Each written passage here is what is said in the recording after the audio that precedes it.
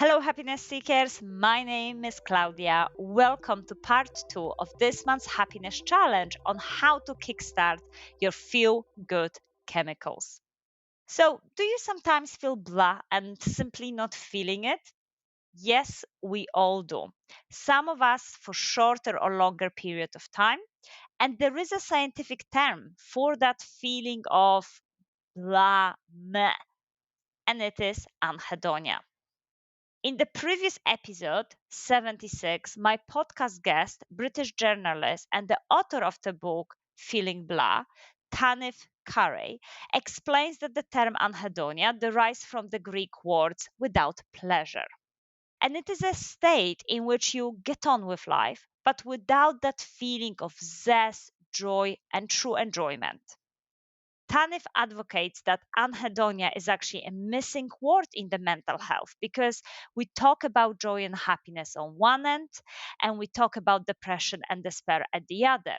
But in daily grind of life, a lot of us are often in that gray space in between.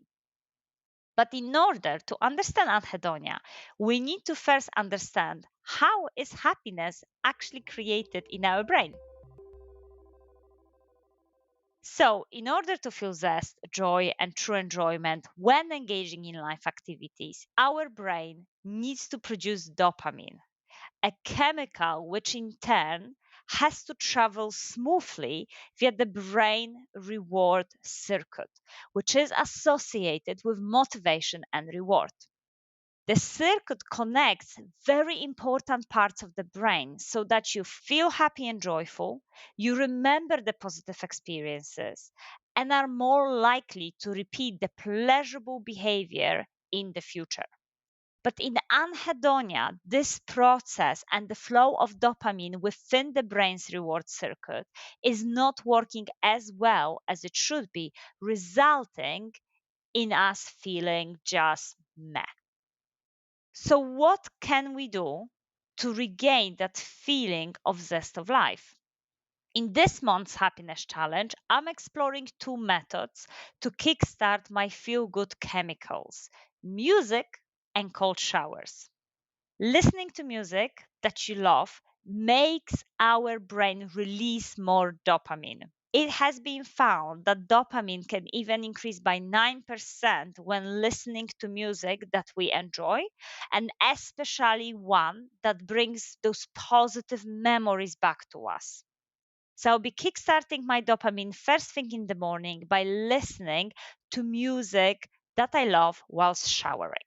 The second way to kickstart our dopamine are cold showers. And this one I'm much less excited about because I truly hate feeling cold. But research reveals that cold showers result in significant increase in dopamine concentrations. There is so many past research studies showing that submerging our body in a cold water increase our dopamine concentration by 250%. I mean, a second ago I was speaking about music, which was increasing it by 9%, cold shower 250%.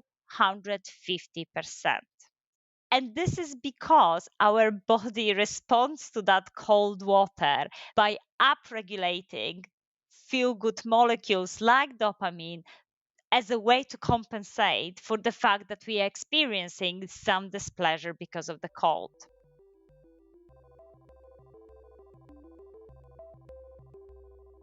Now, my next question instantly about the cold showers was how long should the cold shower last? And thankfully, that has been measured too. In one study, researchers assigned participants to three different time groups: 30, 60, and 90 seconds. And while common sense may lead to think that, well, the longer the better, the research actually showed that those participants in the 30-second group received benefits equal to those in 60 and 90-second groups. So actually, it takes only 30 seconds to reap the benefits of a cold shower or having that dopamine boost. So this month, I'm definitely will be taking my usual hot shower followed by 30 seconds cold shower whilst listening to my favorite tunes. So, wish me luck. Remember to keep in touch and join my newsletter on LinkedIn. I see you at the end of the month to share what I have learned through this challenge. In meantime, I dare you to be happy. Bye.